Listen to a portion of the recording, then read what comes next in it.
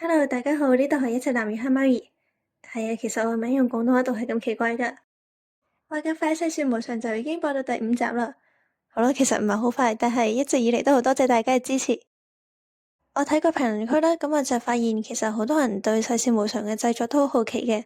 咁除咗問製作軟件同埋個製作流程之外，我收過最多問題就係藍月點解世事無常冇配音嘅？除此之外，亦都有好多熱心嘅粉絲會問啦。藍月，我可唔可以幫你同世事無常配音啊？咁今日我就嚟統一回應下大家嘅問題啦。首先第一個問題，藍月點解唔自己同世事無常配音呢？明明主要個團隊都係女仔嚟嘅喎。點講呢？相信大家睇完一啲我以前有配過音嘅視頻，應該都會發現我普通話水準其實真係麻麻地嘅。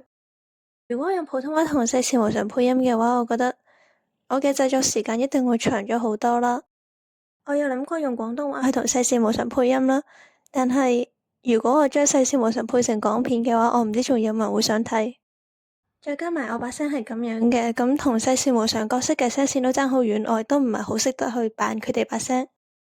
如果我話我而家扮咗雪糕嘅話，我覺得冇人會信咯。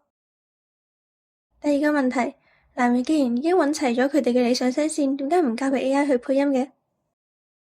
關於 AI 呢樣嘢，我覺得除非係原作者自己同意啦，否則唔應該有任何人係可以擅自將人哋嘅作品去投俾 AI 嘅。我揀嘅理想聲線嘅歌全部都係真人唱嘅，我相信歌手自己都唔希望自己把聲會被 AI 用咗。第三個問題，藍月點解唔請人去配音嘅？我覺得呢個問題嘅答案係最直接噶啦，我冇錢。世事無常嘅主角雖然得4個，但係我真係數唔清到底有幾多個配角喺入邊。有第一集嘅貓同埋兔仔，雪狗嘅爸爸媽媽，萬青嘅男朋友同埋屋企人，其實加起嚟嘅角色真係好多。再加埋我對世事無常嘅配音要求會好高，因為世事無常有好多尖叫同埋慘叫嘅鏡頭啦。咁我希望如果有配音嘅話，佢唔單止做到呢個尖叫嘅效果，仲要表達到嗰個情緒。咁多要求加埋呢個支出，唔係我一個學生可以負擔到嘅。但係如果要我放棄啲要求，請配音只係為咗等一個劇有把聲嘅話，我會寧願唔用咯。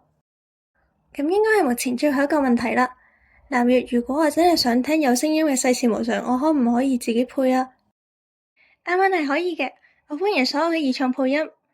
如果你想配音嘅話，唔需要特登問我，但係當你鋪咗條片出嚟，係一定要 at 返我嘅賬戶噶。呢啲係以往嘅粉絲同埋朋友幫我配音嘅，希望大家都支持一下。好啦，咁呢啲就大概係我今日想講嘅所有嘢啦。